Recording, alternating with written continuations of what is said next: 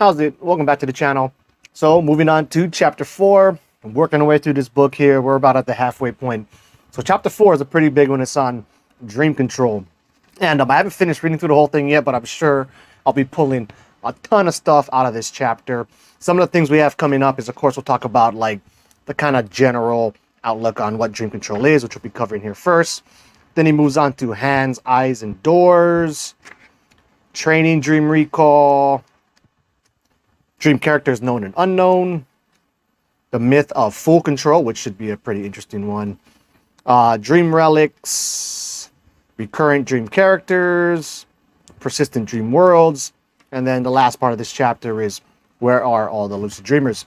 But for starters, so what is dream control? So really, dream control can be broken down into like basically these three things: being able to change something in the dream environment into something else, making something appear, and then also making stuff disappear. And this is like a full-on staple of the practice. So if you're just getting into the lucid dreaming practice, you really got to come to grips with, these aspects of control. And it can seem pretty difficult at first, but then with, continued practice, it does get a whole lot easier. Now, of course, you'll still occasionally run into, some issues trying to change stuff that typically wouldn't be that hard for you, which is why I think that one section on the myth of full control should be an interesting one, because I do hear that.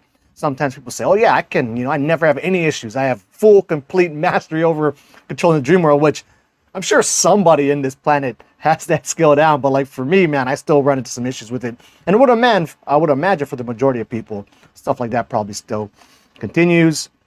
He also writes in here how sometimes people can just, they'll get like these main aspects of lucid dreaming down, right? These main aspects of control. And then they'll kind of think like that's all they ever really need to do, especially if they have it down well enough where they can just basically, get stuck on the fun and pleasure-seeking aspect of the practice, right? And so he writes how people who just use lucid dreaming for that one purpose can actually start to get bored with it because there's, there's no more challenges. It's like we're playing, a fixed game, because lucid dreaming really can be a lot more than just that simple fun and pleasure-seeking and these very early levels of control. And he actually writes a bit about that here.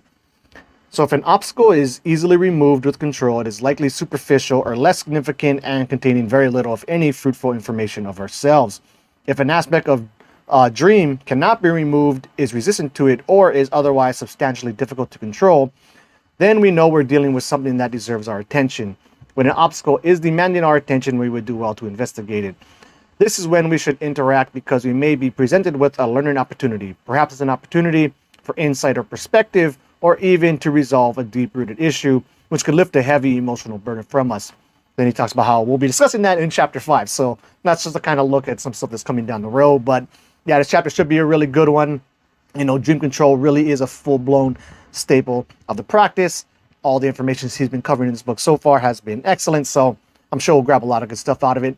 But anyway, until the next set of videos, keep the lucid dreaming practice legit.